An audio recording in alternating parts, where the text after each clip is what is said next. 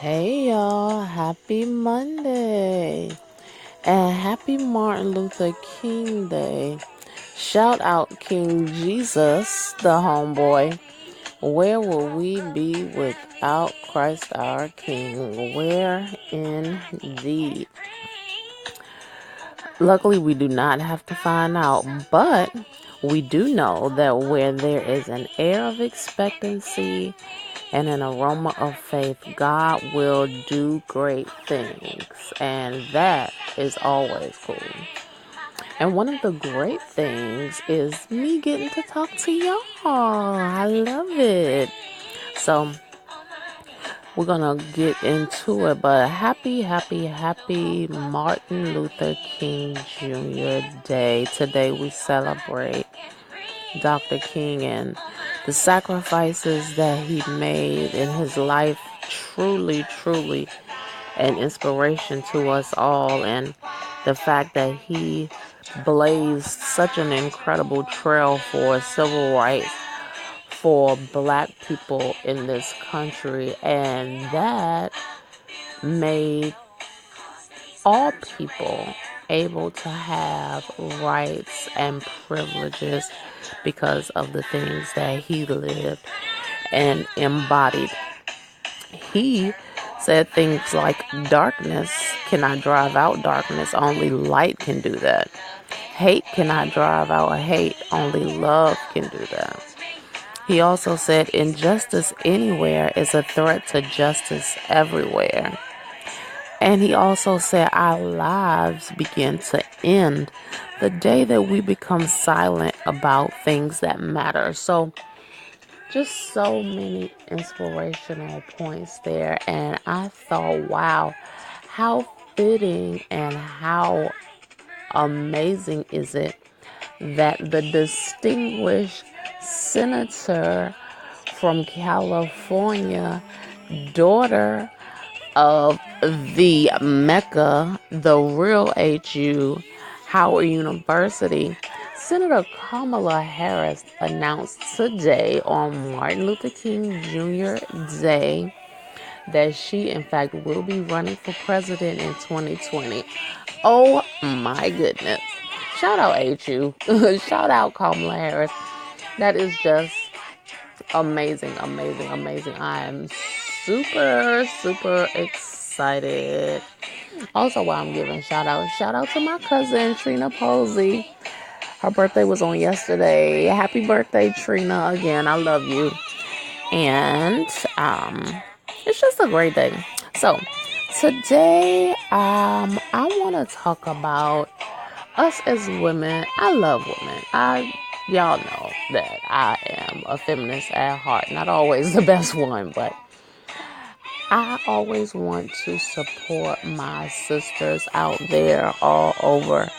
And I revisited a conversation that I had a while back, and I read an article that made me think about it even more. And so the conversation that I had some time ago was with a few folks, and I wanted to know, I had to take a little poll actually. I wanted to know how realistic is it for anybody else, because in my mind it's not at all. But I've seen so many movies, big screen and made for TV movies, soap operas, sitcoms, all of it, where a woman will be going through a really serious issue. It may be a loved one is in the hospital, or a loss of a loved one, loss of a job, something going on with the kids, just something just really major, like crisis mode, catastrophe. But her romantic interest, or at the time it could even be a friend, comes in and they go into this just raucous romp, and they get into this passionate entanglement. And for me, I feel like that has been the biggest piece of false advertising and just not reality. Like, I'm so not able to relate to that scene, because If I'm going through something major, if there's a huge crisis that's at my doorstep, like, I'm not looking for you to be rubbing all up on me and trying to make the moves. Like, that's literally the last thing I want at the time. So I'm wondering, what are y'all thinking? Am I the only one? Is that you all's reality when you all are feeling down in the dumps and just all the pressures in the world, just things not going right? What have you? Are you wanting that penis appointment? Is that what you're wanting? Me personally, I want a big brownie. I want a nice hot piece of chicken. I want prayer, absolutely, you know. But that is the least romantic thing for me personally in the world. And it's like a huge turnoff. Like, I'm afraid of how I might even react in a situation like that. You know, like, am I gonna punch you? Am I gonna kick you out of my space? Like, that's not even, I don't know. But the article that I was reading, was talking about women like ourselves, that get caught up with these penis appointments, and what it comes down to that we don't always talk about is we really could be running from these pains and pressures in life. We could be avoiding facing those, and we just want to face the penis. We want to have that passionate time. But after you get up, after you wash off, take a cigarette break, whatever it is that you do after a cuddle, do you feel any better? Do you feel fulfilled? Do you feel helped? Or are you still having that issue smack you right in the face? I would bet on the last. I would bet that issue is still staring you right in the face. And the scary thing about that is you could be setting yourself up for an even greater state of depression, because one thing about it is, scientifically and spiritually, when we receive someone into our bodies, because we are the housers of life, the givers of life as women, our womb is very sensitive. So we need to be very, very selective, very particular about who we're inviting to enter our sacred space. We are a seed bed, and we can't let everyone just deposit in us. And I'm talking more spiritual than physical, because I read something, I was like, oh my gosh, did you take this right out of my mind? There is no condom that can protect you from sexually transmitted demons, sexually transmitted emotions. Okay, there are so many tests for STDs, and I hope at the very least in 2019 we are smart enough to make sure that our partners are being healthy and clean and updated with their testing and everything. But you need to have tests for this mental. Is this joker crazy? Is he depositing his crazy antics in you? Okay, you lay down, okay, and there may not be a physical baby in your womb, but are you now impregnated with manipulation and lies in your mind? You have this ungodly attachment to this person who is not thinking about you. You have just invited and opened yourself up to a whole nother realm of darkness and despair, which can lead to depression, because of one or two choices that you made, and a choice that you made out of avoidance and fear. Now, I was taught by my godfather that where you sow fear, you reap corruption. Everything in life comes back to planting a seed, waiting for the time of growth, and then receiving that harvest. If you sow fear, you will reap corruption. If you sow darkness, you are going to reap despair. It's simple math. So I just want us to think about that. Want us to understand that a happy ending is not always a happy ending. Okay? For those of us that are writers out there or who have studied literature, we know that there are 5 stages to a story. The exposition or the beginning. Some things should be introduced, some things should be exposed. We should get to know what is happening. The rise in action, okay, the feel good stuff, the foreplay, then the climax, then the falling action.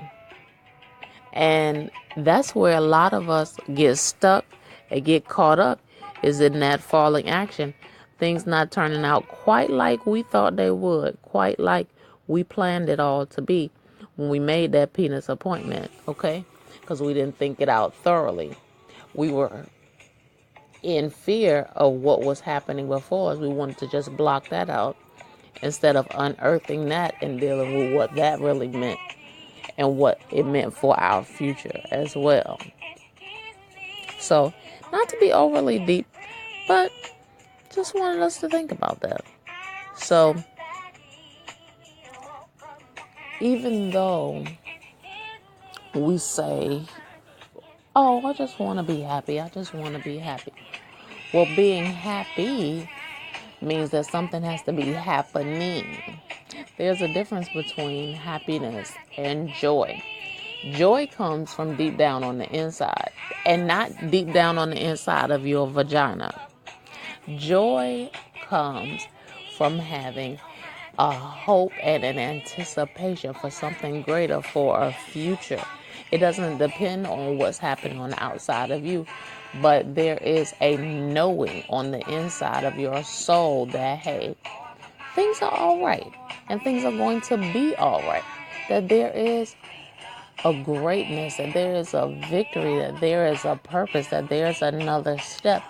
And I am not saying that sex is a bad thing. I'm not. I'm a fan of sex. Sex is good. Sex came from the Creator, and it is wonderful. But if you are using sex as a weapon, if you are using sex as a band-aid, if you're using sex as a bargaining tool, you have misused and abused this thing that is a gift. To be able to make love to someone, to connect to someone on that level, that is a gift. And it's an amazing gift when it's shared with two people that love each other, two people that are committed to each other in matrimony. That is the ultimate, where you can erase the question marks and you don't have to worry about what is this going to mean in the morning, what is this going to mean in 15 minutes. Because if we are trying to control someone or change someone, and this goes for men too, there is a suggestion that can be made. There is even some conformity that will be made. However, true change does not come without Christ. Period. Your Creator and that higher connection is what brings you to that next level, that real spiritual enlightenment. And that's where you are truly living your best life. So, just wanted to drop that on you. Tell me what you think about that. And always remember, your body is a living organism. It believes what thoughts and words it hears. So we have to tell ourselves the right things. We have to participate in the right kinds of activities, and we need to connect with the right people. Be healthy, and most of all, connect with your Savior, Jesus Christ. That is the best thing in the world. We are very, very quick to make that penis appointment or that passion appointment, but we might need to make that appointment with our therapist. We might need to make that appointment with Auntie and them to have some real conversations, Uncle and them to see what the real is. We might need to make that appointment with our pastor or our spiritual leaders in our community to have a real talk about what's going on here. And so that we are having the proper coping mechanisms, that we're taking time to do the proper self-care, and then we care for one another and love on one another. So, let me know what y'all think about that. Am I totally off base? I doubt it, but hey, let me know. Shout out to everybody that's having a day on and not a day off. We got ours in yesterday. Mom Dukes, myself, and some other family members were able to do some community outreach yesterday, and we helped 25 families, so we're very happy about that. And we are so, so blessed to be able to share in Dr. King's legacy and his example. So my hope is just always that we will make wise choices and share for the generation behind us, that they will also grow and be healthy and wealthy and wise. So we'll talk to y'all real soon. Enjoy the rest of your holiday. Holla.